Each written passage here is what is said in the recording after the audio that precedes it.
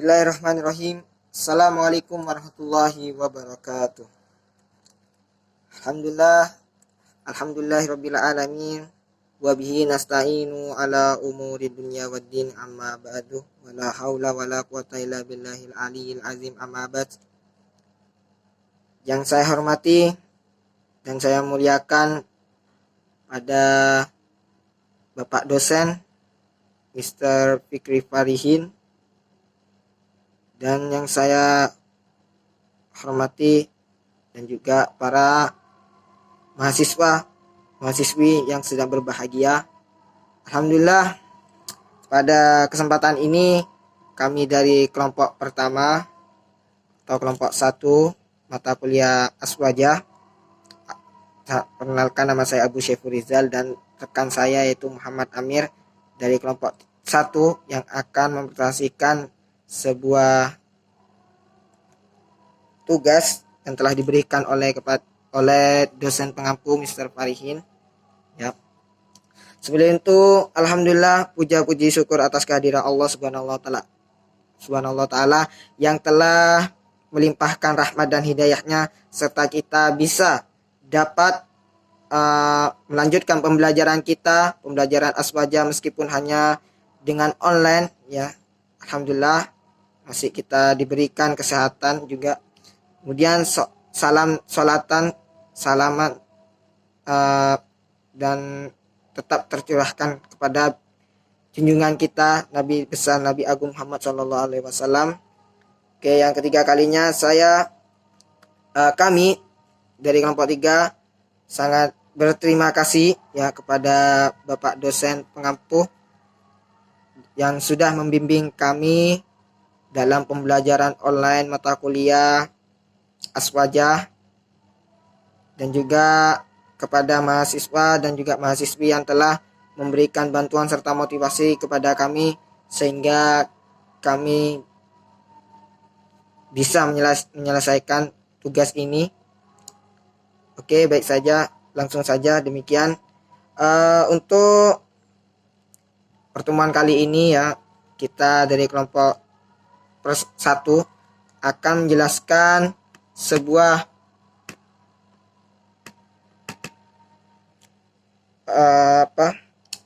materi yang tugas atau yang telah diberikan. Jadi pada kesempatan kemarin kita telah mengetahui apa tentang aliran dan sekte dalam sejarah umat Islam, ya. Kita sudah mengetahui apa secara pengertian, secara bahasa, dan juga pengertian secara istilah.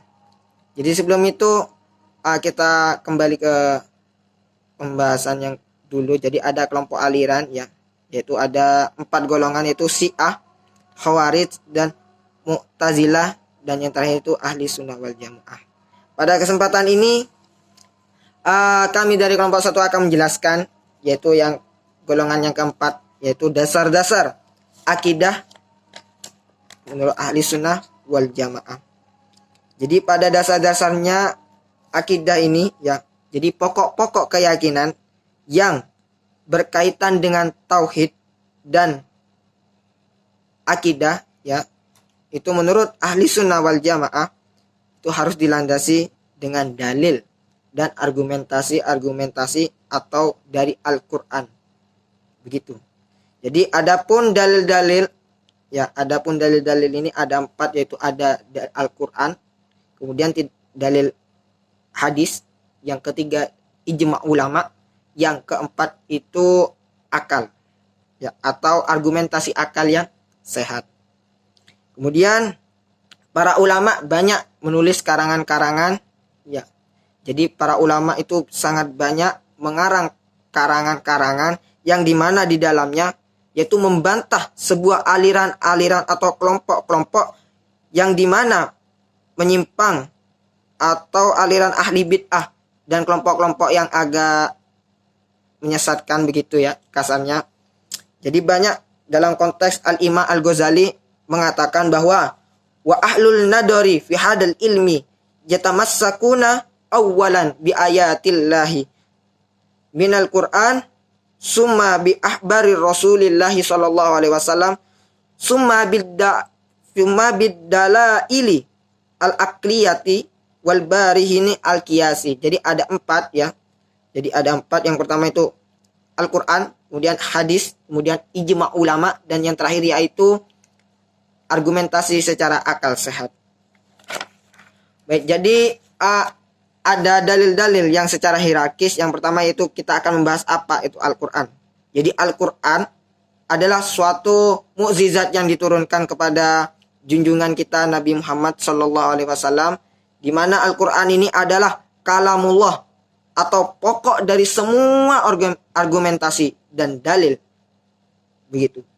Jadi Al-Quran ini adalah salah satu dalil yang membuktikan kebenaran, entah itu kebenaran dari masa lalu atau masa yang akan datang atau masa depan. Jadi semua dalil-dalil kejadian itu sudah ada di Al-Quran.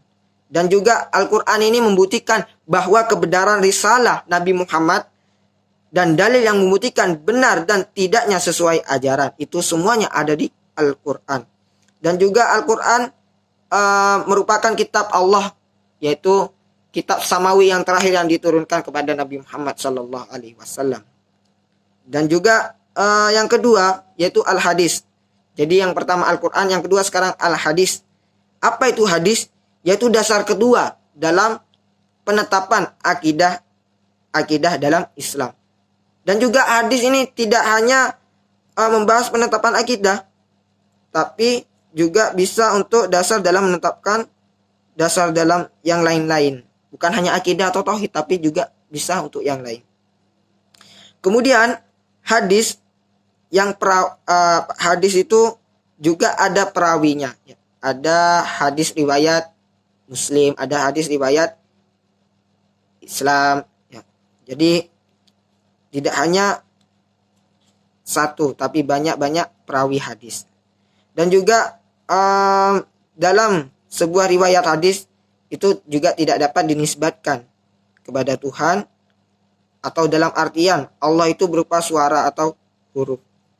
Jadi tidak bisa kalamullah itu, kalau secara hadis tidak bisa dinamakan artian kalamullah itu tidak bisa berupa suara ataupun huruf.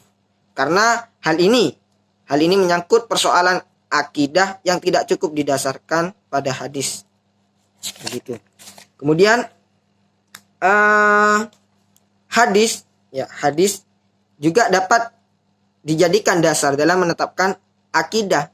Yaitu hadis apa? Hadis mutawatir, atau kita sebut yaitu hadis yang mencapai peringkat tinggi. Itu namanya hadis mutawatir. Tetapi kalau secara istilah, hadis mutawatir itu sendiri adalah hadis yang disampaikan oleh sekelompok orang banyak dan berdasarkan penyaksian yang mereka serta sampai kepada penerima hadis tersebut.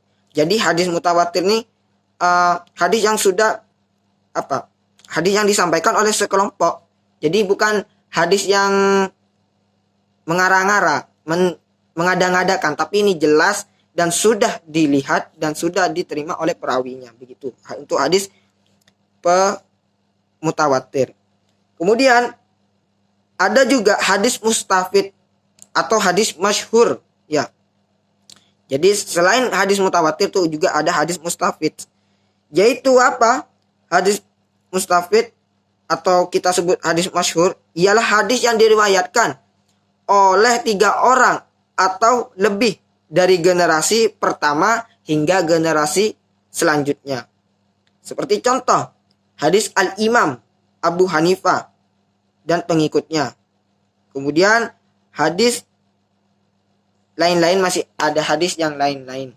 Jadi ada hadis dhaif, hadis yang lemah, tapi kita boleh menggunakannya hanya untuk kemanfaatannya. Tapi kalau hadis sahih itu sangat boleh dianjurkan untuk kita menggunakan. Tapi untuk hadis maudhu ya, atau hadis yang buat-buat ya, tidak ada unsur kebenarannya, maka ini tidak boleh kita gunakan untuk hadis maudhu. Ya. Kemudian dalam risalah yang ditulis dalam hal-hal akidah, yaitu Abu Hanifah membuat hujjah dengan sekitar 40 hadis yang tergolong hadis masyhur. Itu. Kemudian yang ketiga yaitu ijma ulama. Apa itu ijma ulama? Yaitu mengikuti ajaran ahlul haq, yang dimana di sana terdapat perkumpulan antara kiai-kiai atau sahabat-sahabat lainnya. Jadi dijadikan argumentasi dalam akidah ini sangat boleh. Dan seperti dasar yang melandasi apa? Penetapan bahwa sifat Allah itu qadim. Apa itu qadim? Tidak ada permulaannya. Gitu. Jadi ini sesuai ijma ulama. Gitu. Dan juga dalam konteks ini Al-Imam Al-Subki berkata dalam kitabnya Syarah Aqidah Ibnu Al-Hajib, apa? I'lam anna hukmal jawahiri wal aradi kullihal hurus faidal alamu kulluhu hadisun wa ala hada ijma'ul muslimina bal kullil milali wa man khalafa fi hadal fahuwa kafirun limuhalafatihi ijma' al-qat'iyyah, yang artinya ketahuilah sesungguhnya hukum jauhar dan arad adalah baru. Oleh karena itu semua unsur-unsur alam adalah baru. Hal ini telah menjadi ijma' kaum muslimin, bahkan ijma' seluruh penganut agama atau di luar agama Islam. Barang siapa yang menyalahi kesempatan ini, maka dialah yang dinyatakan kafir karena telah menyalahi ijma' yang qat'i. Kemudian yang keempat yaitu akal. Apa itu akal? Dalam ayat Al-Quran yaitu mendorong hamba Allah yang agar menerangkan atau bisa memikirkan semua yang ada di alam jagat raya. Jadi secara akal sehat kita bisa memikirkan di alam jagat raya bahwasanya bagaimana Allah itu. Begitu. Kemudian dalam membicarakan sifat-sifat Allah, ya. Jadi sifat Allah, sifat Nabi, sifat Rasul dan utusannya, sifat malaikat dan lain-lain. Jadi para ulama tauhid hanya bersandar pada penalaran akal. Jadi kita membicarakan tentang sifat-sifat Allah dan sifat-sifat lainnya itu dengan akal sehat. Gitu. Jadi mereka membicarakan hal tersebut dalam konteks membuktikan bahwa kebenaran semua yang disampaikan oleh Nabi itu dengan akal. Gitu. Jadi kita dapat simpulkan bahwa rincian atau dalil-dalil secara hierarkis dalam ahli sunnah wal jamaah yaitu ada 4. Yang pertama yaitu Al-Quran, yang kedua Al-Hadis, yang ketiga ijma' ulama, dan yang keempat yaitu akal atau argumentasi yang secara akal sehat. Oke, mungkin itu dari saya terkait penyampaian, dan yang selanjutnya akan disampaikan oleh Muhammad Amir, rekan saya, yaitu akan menjelaskan hubungan syarak dengan akal. Mungkin sekian, terima kasih. Wassalamualaikum warahmatullahi wabarakatuh. Assalamualaikum warahmatullahi wabarakatuh. Perkenalkan, nama saya Halim Muhammad Amir, Prodi Ekonomi Syariah, semester 1. Di sini, di video kali ini, saya akan melanjutkan pembahasan tentang Ahlus Sunnah wal Jamaah, buku Ahlus Sunnah wal Jamaah yang sebelumnya dibahas oleh rekan saya yang bernama Abu Saifur Rizal. Langsung saja pembahasan selanjutnya atau yang akan saya bahas yaitu tentang hubungan syarak dengan akal. Di antara problem yang cukup serius dalam sejarah pemikiran Islam adalah problematika seputar hubungan syarak dengan akal. Problem ini telah menyita perhatian dan perdebatan panjang antara para pakar teologi dan filsafat dengan upaya menawarkan sekian banyak solusi. Bahkan problem tersebut tidak hanya menyita perhatian kalangan intelektual Muslim saja, ternyata juga cukup menyita kalangan intelektual Yahudi dan Kristen pada abad pertengahan di Eropa. Kemudian di kalangan kaum teolog Muslim yang berupaya mengkaji akidah-akidah Islam, ada 3 aliran yang berbeda dalam menyikapi seputar hubungan syarak dengan akal. Golongan yang pertama yaitu aliran Mu'tazilah yang berpandangan bahwa akal didahulukan daripada syarak. Kemudian golongan yang kedua atau aliran yang kedua yaitu aliran hasyawiyah, zahiriyah, dan semacamnya yang hanya mengakui dominasi syarak dan tidak memberikan peran terhadap akal berkaitan dengan ajaran-ajaran yang dibawa oleh syarak. Aliran ini cenderung mengikuti makna literal teks-teks Al-Quran dan Sunnah tanpa memberikan peran terhadap nalar untuk memberikan pertimbangan.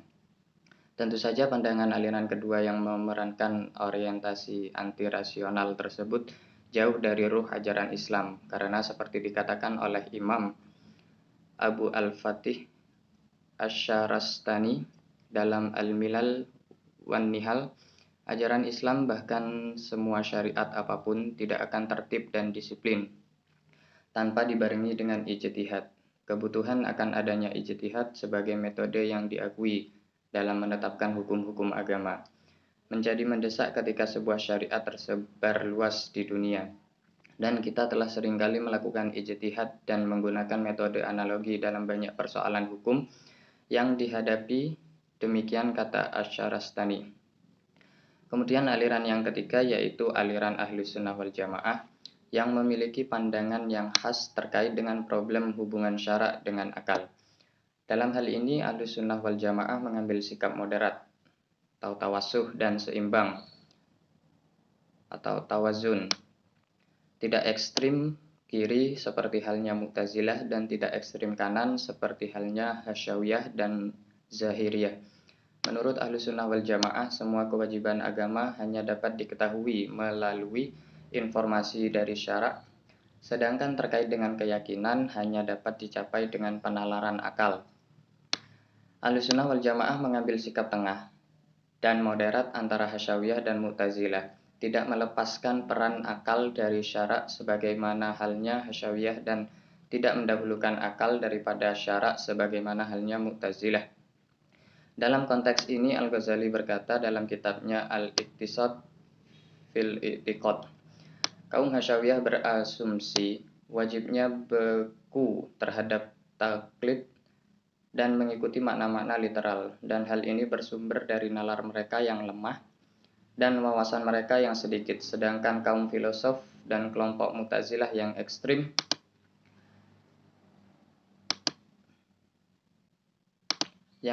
berlebihan dalam menggunakan akal sehingga berlawanan dengan dalil-dalil syarak yang definitif. Hal itu bersumber dari hati mereka yang buruk. Kelompok pertama cenderung ekstrim, sedangkan kelompok kedua cenderung sembrono. Keduanya jauh dari sikap yang bijaksana dan berhati-hati.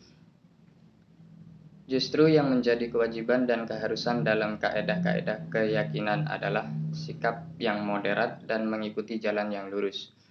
Orang yang merasa puas hanya dengan bertaklid kepada teks-teks hadis, namun mengingkari metodologi penelitian dan nalar, tidak mungkin menemukan jalan kebenaran. Karena syarak itu bersandar terhadap sabda Nabi, sedangkan argumentasi rasional adalah satu-satunya sarana yang dapat membuktikan kebenaran yang disampaikan Nabi. Sedangkan orang yang hanya mengikuti akal dan tidak mengikuti petunjuk cahaya syarak juga tidak mungkin memperoleh petunjuk menuju kebenaran, karena dia hanya berpegangan pada akal yang diliputi kelemahan dan keterbatasan. Pernyataan Al-Ghazali tersebut bermaksud memaparkan tentang keharusan menggunakan akal dalam menangkap hakikat-hakikat yang dikandung oleh dalil-dalil syarak, namun tanpa mendahulukan akal daripada syarak. Dan dengan demikian Ahlus Sunnah wal Jamaah menggabungkan antara nakli dan akal dengan akal. Gabungan dari keduanya dapat mengantar pada hakikat-hakikat yang dikandung oleh dalil-dalil syarak. Terkait dengan metodologi Ahlus Sunnah wal Jamaah yang menggabungkan antara nakli dan dengan akal tersebut, para ulama memberikan perumpamaan begini. Akal diumpamakan dengan mata yang dapat melihat, sedangkan dalil-dalil syarak atau nakli diumpamakan dengan matahari yang dapat menerangi.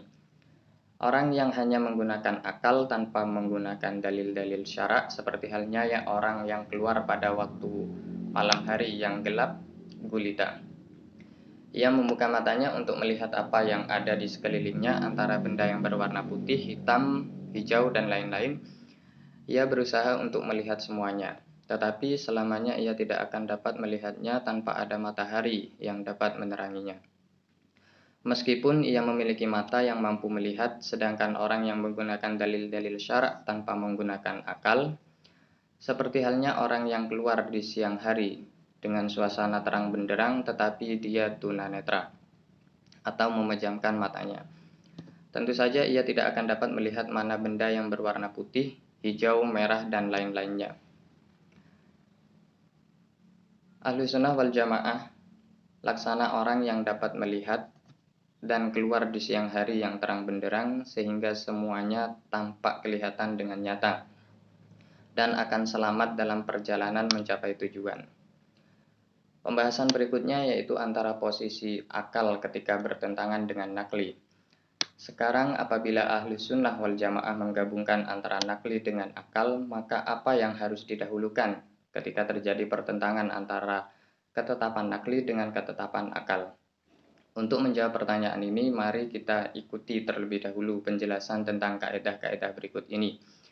Yang pertama, menurut ketetapan ahli nazar atau nalar, sarana yang dapat mengantar seseorang pada keyakinan ada 3 hal, yaitu akal, panca indera yang sehat, dan informasi yang jujur. Yang dimaksud dengan informasi yang jujur di sini adalah informasi dari Allah atau Al-Quran, informasi dari Rasul secara langsung, informasi yang mutawatir, dan informasi yang tidak mutawatir tetapi diliputi oleh banyak indikator yang membenarkan. Dari sini dapat disimpulkan bahwa sumber keyakinan dalam Islam adalah Al-Quran, hadis, dan akal.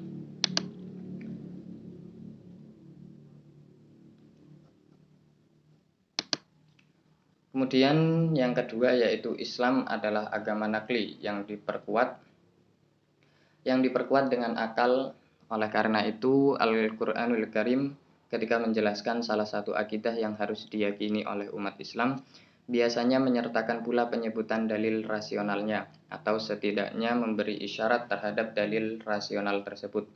Kemudian yang ketiga yaitu pertentangan tidak akan terjadi antara ketetapan akal dengan ketetapan nakli ketika nakli tersebut berupa nas atau teks yang definitif datangnya atau qat'i al-wurud dan definitif maksudnya atau qat'i ad-dilalah. Pertentangan antara kedua keyakinan tidak mungkin terjadi. Tidak mungkin terjadi pertentangan antara ketetapan akal dengan ketetapan nakli dapat terjadi ketika nas yang ada tersebut tidak qat'i al-wurud atau tidak qat'i ad-dilalah, atau ketika antara akal dan nakli tersebut sama-sama tidak qat'i ad-dilalah. Dari sini ketika terjadi pertentangan antara ketetapan akal yang definitif dengan ketetapan nas yang tidak qat'i al-wurud atau tidak qat'i ad-dilalah, maka Ahlussunnah wal Jamaah yang dalam hal ini termasuk mazhab al-Asy'ari mendahulukan ketetapan akal. Kemudian yang keempat yaitu beberapa pokok-pokok akidah dalam Islam yang paling penting ternyata kebenarannya hanya dapat dibuktikan berdasarkan argumentasi akal.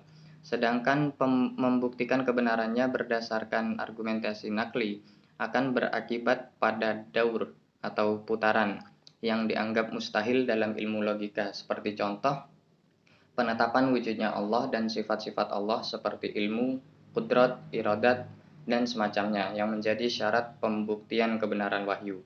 Ketika kita membuktikan kebenaran wujudnya Allah dan sifat-sifat di atas berdasarkan dalil nakli dari Al-Quran, maka akan lahir pertanyaan, apa yang membuktikan bahwa nakli tersebut benar?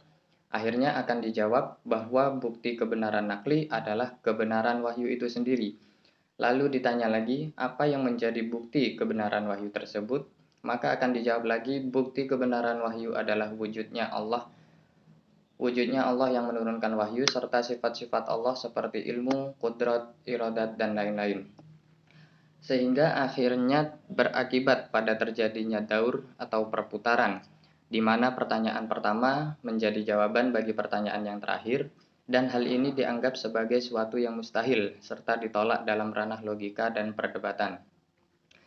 Demikian pula soal kenabian, kebenarannya hanya dapat dibuktikan berdasarkan mukjizat, sedangkan kebenaran mukjizat hanya dapat dibuktikan berdasarkan argumentasi akal. Sehingga dari sini dikatakan bahwa akal adalah pokok dari nakli dan bukti kebenaran nakli. Oleh karena itu, mengabaikan akal ketika ketetapannya definitif serta menolak runtutan akal berakibat pada runtuhnya dasar nakli itu sendiri. Ketika kita membatalkan otoritas akal yang menjadi bukti kebenaran nakli, berarti kita membatalkan otoritas nakli itu sendiri. Oleh karena itu, para ulama Ahlussunnah wal Jamaah menetapkan suatu kaedah yang sangat indah, yang layak ditulis dengan tinta emas, bahwa ketika terjadi pertentangan antara ketetapan akal yang definitif dengan nas yang tidak definitif dalam aspek wurud atau dilalahnya, maka ketetapan akal harus didahulukan, sedangkan nas yang definitif dalam aspek wurud dan dilalahnya tidak mungkin bertentangan dengan ketetapan akal yang definitif. Hanya saja meskipun kaedah di atas sangat indah, sebagian teolog terutama dari kalangan Mu'tazilah seringkali menyalahgunakannya, sehingga dengan alasan kaedah tersebut mereka seringkali menolak hadis-hadis yang telah disepakati kesahihannya dan melakukan takwil terhadap sejumlah ayat-ayat Al-Quran serta mengeluarkannya dari makna literalnya yang benar. Hal tersebut mereka lakukan hanya karena teks-teks tersebut bertentangan dengan ijtihad mereka yang telah terkontaminasi oleh filsafat dan akidah-akidah yang rusak. Bukan karena teks-teks tersebut menyalahi terhadap ketetapan akal yang definitif. Dan yang kelima yaitu sebenarnya teori bahwa ketetapan akal harus didahulukan ketika terjadi pertentangan antara ketetapan akal dengan ketetapan nakli, atau melakukan takwil terhadap nakli ketika bertentangan dengan ketetapan akal yang definitif, tidak hanya diambil oleh madhab al-Asy'ari saja. Teori tersebut sebenarnya teori umum di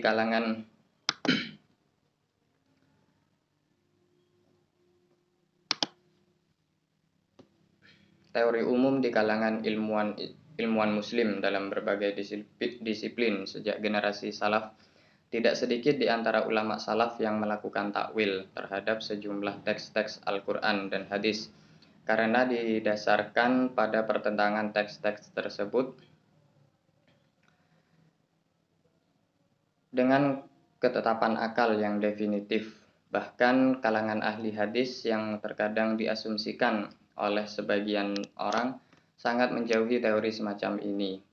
Ternyata mereka menetapkan teori tersebut dalam karangan-karangan mereka. Misalnya Imam Al-Hafidz Al-Khatib Al-Baghdadi mengatakan idza rawa as-siqatu al-ma'munu khabiran muttasilal isnadi rudda bi umurin ahaduha ayu khalifa mujibatil unquli fayu'lamu butlanuhu li'anna syar'a innama yaridu bimujawwazatil unquli wa amma bi khilafil unquli fala. Yang artinya apabila seorang perawi yang dapat dipercaya dan jujur meriwayatkan hadis yang bersambung sanadnya, maka hadisnya dapat ditolak berdasarkan beberapa alasan. Beberapa alasan. Yang pertama, hadis tersebut bertentangan dengan ketetapan-ketetapan akal, sehingga hadis tersebut diyakini kepalsuannya karena syara' hanya membawa ajaran-ajaran yang dapat diterima oleh akal. Sedangkan ajaran-ajaran yang bertentangan dengan ketetapan-ketetapan akal, maka syara' tidak mungkin membawanya. Teori tersebut sebenarnya juga diakui oleh Syekh Ibnu Taimiyah Al-Harrani dalam beberapa karangannya, antara lain dalam kitab Ar-Risalah At-Tadmuriyah, ketika membuktikan kebenaran salah satu persoalan dalam akidah. Dalam hal tersebut Ibnu Taimiyah berkata, "Was-sam'u qad dalla 'alaihi wa lam yu'arid dzalika mu'aridun aqliyun wala sam'iyun fayajibu i'batu ma asbatahu ad-dalilu as-salimu anil mu'aridil muqawwimi, yang artinya dalil sam'i atau nakli telah menunjukkan kebenarannya dan hal tersebut tidak ditentang oleh dalil rasional maupun dalil nakli, sehingga harus ditetapkan sesuatu yang telah ditetapkan oleh dalil yang selamat dari dalil yang menentang dan melawannya. Kemudian pembahasan berikutnya yaitu tentang ilmu kalam dan filsafat.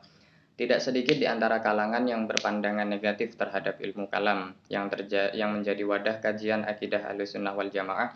Pandangan negatif ini dilandasi oleh asumsi mereka bahwa ilmu kalam itu identik dengan ilmu filsafat yang dianggap negatif oleh kalangan agamawan. Sehingga pada gilirannya anggapan negatif tersebut berlaku pula terhadap ilmu kalam. Untuk menjernihkan persoalan ini, di sini kita perlu mempertanyakan, benarkah asumsi bahwa ilmu kalam itu identik dengan ilmu filsafat yang dinilai negatif oleh kalangan agamawan? Sebenarnya anggapan negatif tersebut atau anggapan negatif terhadap ilmu kalam karena alasan ilmu kalam itu identik dengan ilmu filsafat Yunani yang ditolak oleh kalangan agamawan adalah berangkat dari ketidakfahaman terhadap hakikat ilmu kalam serta perbedaannya dengan ilmu filsafat. Padahal apabila dipahami dengan benar, ilmu kalam itu berbeda dengan ilmu filsafat. Dengan pencermatan yang agak seksama akan ditemukan sekian banyak perbedaan antara ilmu tauhid atau ilmu kalam dengan ilmu filsafat yang ditolak oleh kalangan agamawan itu. Perbedaan antara ilmu kalam dengan ilmu filsafat tersebut meliputi metodologi atau manhaj, karakter penelitian, objek, dan tujuan. Pertama, dari segi metodologi. Kalau diamati dengan seksama, para filosof membicarakan eksistensi Allah, para malaikat, dan lain-lainnya hanya berlandaskan pada pemikiran dan rasio. Mereka menjadikan akal sebagai pokok bagi keyakinan tanpa mempertimbangkan prinsip-prinsip yang dibawa oleh para nabi. Mereka tidak mengikatkan dirinya dengan upaya rekonsiliasi antara teori rasional dengan prinsip-prinsip yang dibawa oleh para nabi. Demikian ini berbeda dengan para ulama tauhid atau ahli ilmu kalam yang membicarakan hal-hal tersebut dalam konteks menjadikan akal sebagai satu-satunya perangkat untuk membuktikan kebenaran ajaran yang datang dari Allah dan ajaran yang dibawa oleh para nabi. Menurut ulama tauhid, akal adalah sarana yang dapat membuktikan kebenaran ajaran-ajaran agama, bukan sebagai fondasi atau titik tolak bagi keyakinan dalam beragama. Kemudian yang kedua, dari segi objek atau maudhu. Kalau kita amati, objek yang menjadi materi kajian ilmu tauhid atau ilmu kalam adalah meliputi akidah-akidah yang diterima dari syariah. Dalam pandangan ahli kalam, ajaran-ajaran yang diterima dari syariah itu dianggap sebagai sesuatu yang aksioma yang menjadi titik permulaan kajiannya. Hal ini berbeda dengan para filosof, di mana mereka tidak memulai kajiannya dari hal-hal aksioma karena dalam asumsi mereka kebenaran itu masih misterius dan belum diketahui secara pasti ketika kajian mereka mulai. Karenanya para filosof membuat perangkat-perangkat rasional untuk menelusuri dan mencari kebenaran dan tempat kebenaran tersebut berada. Hal ini berbeda dengan seorang ahli ilmu kalam yang membuat perangkat yang sama untuk membuktikan kebenaran prinsip yang telah ada padanya, yaitu akidah-akidah yang dibawa oleh agama. Kemudian yang ketiga, dari segi tujuan. Bila kita perhatikan tujuan bidang studi ilmu kalam, akan kita dapati bahwa seorang ahli ilmu kalam memiliki tujuan yang konkret, yaitu bertujuan memperkokoh dan memperkuat akidah yang menjadi keyakinan dalam agama. Hal ini berbeda dengan seorang filosof yang memiliki tujuan yang masih belum jelas, yaitu mencari kebenaran seperti apapun bentuknya. Perbedaan antara kedua tujuan ini jelas sekali. Jadi dari pemaparan di atas kiranya dapat mengantarkan kita pada kesimpulan bahwa ilmu kalam berbeda dengan ilmu filsafat dan perbedaan tersebut melahirkan hukum yang berbeda pula bagi keduanya. Ilmu kalam diajarkan oleh para ulama, sementara ilmu filsafat ditolak oleh mereka. Sekian penjelasan dari saya. Apabila ada kesalahan kata, mohon maaf yang sebesar-besarnya. Assalamualaikum warahmatullahi wabarakatuh.